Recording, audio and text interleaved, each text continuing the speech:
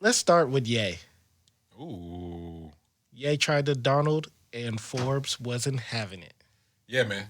Shout out to Ye and his team. Cook the books, cause who cares, right? Yeah.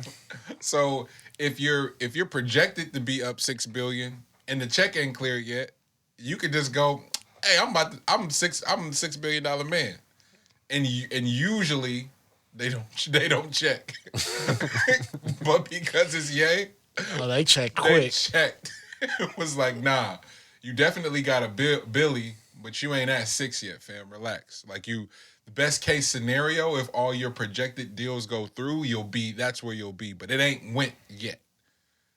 And I'm like, dang. Shout out Kevin Allen. He tells the greatest story about the Ye rant that went viral. What people often leave out of that story is that was the Sacramento show. The Pinocchio story, or No. Well, it might as well have been a part 3. That day had so many Yeah, Pinocchio so many story viral moments. But the one where he was like, if I would have voted, I would have voted for Trump. That was the one that sort of like sparked it. And that was in Sac. And Kev was like, nah, fam, he was up there for 20 minutes just going on one about that particular rant. And Kev, he's like, I said it in real time. He's like, this shit gonna go viral. He was tweeting about it in real time. He said what he didn't account for was how much of that context would be stripped away from the overall point. And the point that he was making was, he's like, fam, I went to sleep. Hillary was about to win. When I woke up, this nigga won. What happened? From a marketing standpoint, what did they do that was working? That's all. That's what the whole point was. Make America great. And so because he was trying to make that point, people took bits and pieces and built their own narrative, and he got hella traction the very next day and went, oh, that's what they did. Just went up there and just thought, like, just put your raw thoughts out there and allow people to take whatever it is that they want to take from it and build their own narrative. And in order to push their line in there and fulfill that need for status, they'll put on their blog site, they'll put on their Twitter, Kanye West is this either pro or not in support of what he's saying. And that's not that variable matters none to them niggas. Whether you with them or you against them, that variable matters none. Driving the conversation. Driving the conversation. Because if you driving the conversation for better or for worse, I can sell you a product on the back end. And it worked. This nigga went that one rant, then the next one, what do you say? I'm 150 or $250 million in debt.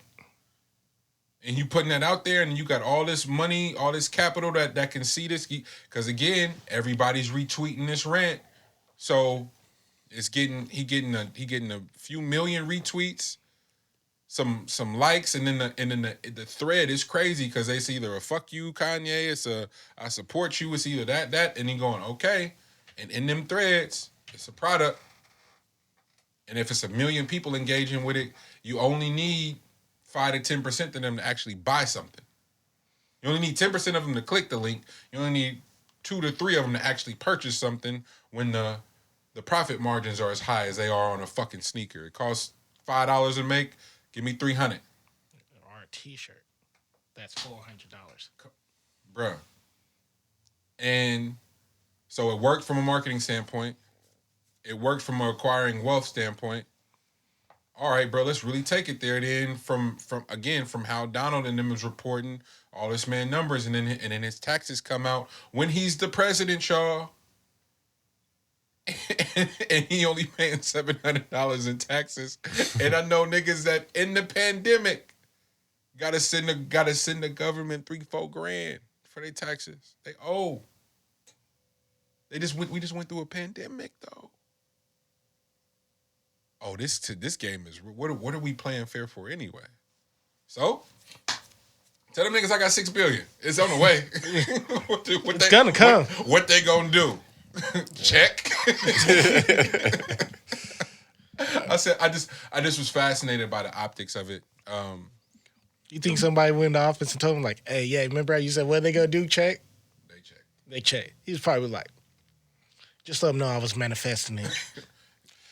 I just find Forbes to be ridiculous in the first place. Like, I hate pocket watching, but like breaking down where all the funds are at, That's dry snitching, fam. bro. Like it's nothing weirder. Now, that's wet snitching. That ain't dry snitching. That's wet snitching. Ooh, that's kind of wet. That was a soggy one, huh? A little sog, And they're gonna post it. That takes a lot of work. bro. But like they'll go through the whole lineup of things that's income for you, and that's just like no wonder folks be cooking them things like putting. All right, well, shit. If you think I got it, then shit. Here, I got that too. Yeah, I got that too. Therefore, that takes you out the center of some of the other shit that I really do have. Yeah. Like if you're thinking that I got something over there, then that might give me a better tax break or whatever. But my actual funds that are coming in, I'm not about to report that shit. Reading that and thinking back on how everything is played out, I'm interested in how, just with the election, for example, people that I had never heard speak about politics at all were really invested. Now nobody's saying a word. Like it's over. That's because the president ain't saying a word. Not saying anything. Where the overtness of Donald Trump is like egregious and it hurts your feelings, Kamala and Joe and them is low. I don't know about y'all, but I was always told that when a kid is quiet, that's when they fucking around for real. That's when I'm scared. Hey, you better pay attention. They haven't said a word. And slowly but surely, CDC, COVID mandates and regulations is shifting. The world is slowly opening. Stimmies is doing this, and I'm like, okay. But